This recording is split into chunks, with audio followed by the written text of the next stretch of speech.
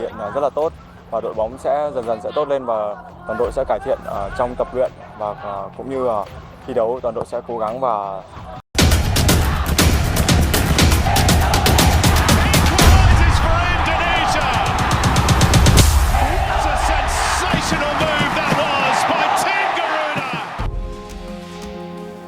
Ya, kunjungan Sintayong ke Eropa nampaknya membuat Vietnam merasa resah dan gelisah. Mereka tampaknya resah takut pemain naturalisasi skuad Garuda bertambah. Seperti yang diketahui, timnas Indonesia akan menghadapi Vietnam 2 kali dalam lanjutan grup E putaran kedua kualifikasi Piala Dunia 2026 zona Asia. Pada laga pertama, skuad Garuda akan menjamu Vietnam di Stadion Utama Gelora Bung Karno pada 21 Maret 2024. Lalu di laga kedua, timnas Indonesia akan bertandang ke Stadion Maidin pada 26 Maret 2024 mendatang.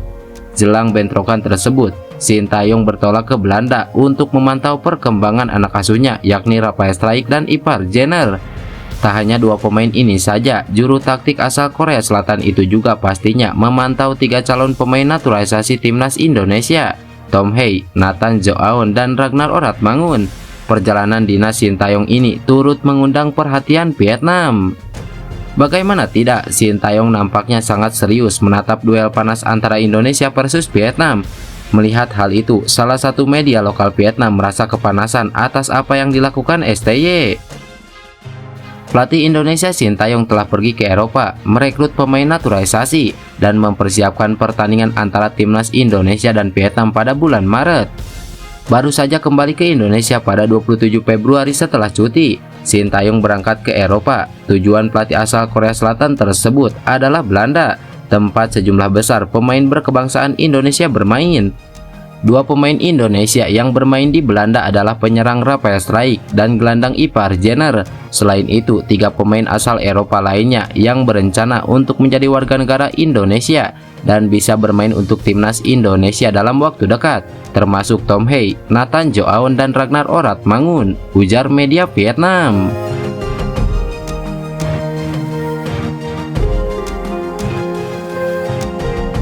Media Vietnam tersebut cemas karena kemungkinan timnas Indonesia akan menambah daftar pemain naturalisasi saat menghadapi Vietnam nanti. Mereka risau karena skuad Garuda berhasil mengalahkan The Golden Star Warrior di fase grup Piala Asia 2023, yang saat itu timnas Indonesia memiliki setidaknya 8 pemain keturunan. Bukan tidak mungkin timnas Indonesia akan diperkuat wajah baru saat menghadapi Vietnam nanti. Pasalnya, proses naturalisasi Tom Hei, Nathan Joaon, dan Ragnar Oratmangun memang sedang dikebut.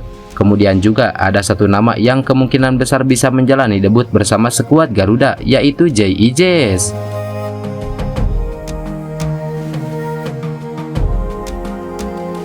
Tak hanya itu saja, salah satu pemain Vietnam sekaligus musuh supporter timnas Indonesia yaitu Doan Van Hau ikut menyoroti skuad mewah timnas Indonesia. Ya, bintang timnas Vietnam Doan Van Hau dikabarkan telah pulih dan akan kembali membela Golden Star Warrior pada laga kontra Indonesia. Dikutip dari media Vietnam Tan Ninh, Doan Van Hau terpantau sudah mengikuti masa pemulihan. Bek kelahiran 1999 tersebut menjelaskan cedera tumitnya mulai membaik dan akan segera kembali merumput. Cedera saya pulih dengan baik, saya berharap di fase 2 saya bisa kembali bermain dengan Hanoi FC dan membantu tim meraih hasil bagus musim ini. Saya sangat berharap bisa pulih tepat waktu dan bisa bergabung dengan tim Vietnam untuk berlaga di kualifikasi Piala Dunia 2026 mendatang, ujar Doan Van Hau. Kembalinya Doan Van Hau merumput tentu akan meringankan beban pelatih Vietnam Philip Trosser. Lini pertahanan Vietnam memang tak bagus-bagus amat setelah Doan Van Hau cedera. Pada gelaran Piala Asia 2023 di Qatar, Vietnam kebobolan 7 gol dalam babak fase grup. Meski sukses mencetak 2 gol ke gawang Jepang, namun gol tersebut tak ada artinya karena Vietnam tak meraih 1 poin pun. Kedatangan Doan Van Hau kini tak lagi jadi masalah besar bagi timnas Indonesia. Bahkan Sandy Walsh sudah menanti bentrok dengan Van Hau sejak lama. Namun Van Hau mengakui bahwa laga melawan timnas Indonesia tidak akan berjalan dengan mudah, mengingat kekuatan timnas Indonesia sekarang bukan seperti yang dulu.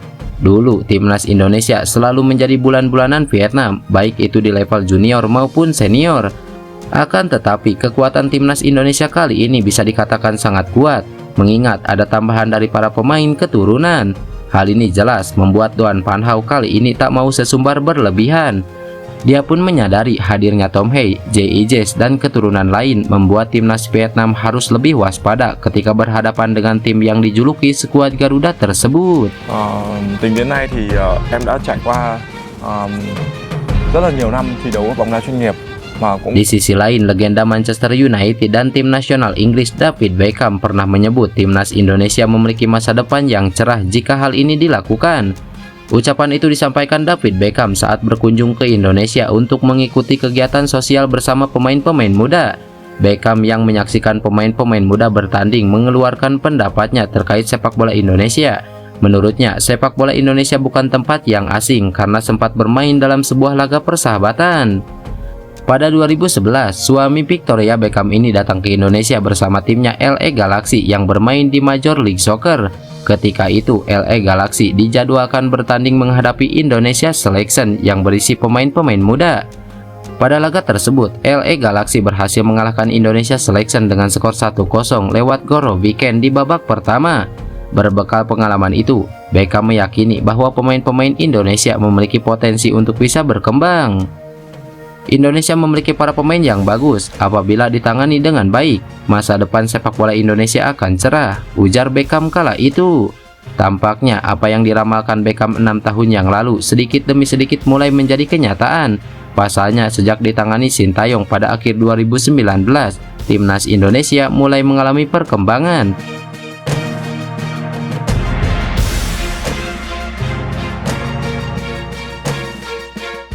Meski belum memberikan trofi, Sintayong berhasil mengangkat ranking FIFA timnas Indonesia dari posisi 173 ke urutan 142 per Februari 2024 lalu. Pelatih asal Korea Selatan ini juga sukses membawa tim nasional Indonesia yang tak diperhitungkan lolos ke babak 16 besar Piala Asia. Hasil tersebut menjadikan Sintayong sebagai pelatih pertama yang membawa skuad Garuda lolos dari babak grup Piala Asia. Banyak dukungan yang mengalir karena Sintayong dinilai berhasil membentuk mentalitas dan fisik pemain yang kuat. Hal ini terlihat pada saat timnas Indonesia bermain di Piala Asia menghadapi tim-tim besar. Walau secara ranking FIFA bak langit dan bumi, Marcelino Ferdinand dan kolega mampu tampil tanpa takut dan memberi perlawanan. Dengan demikian, apa yang disampaikan Beckham soal sepak bola Indonesia akan maju di tangan yang tepat terbukti benar. Sintayong sejauh ini menjadi orang yang tepat untuk menangani timnas Indonesia.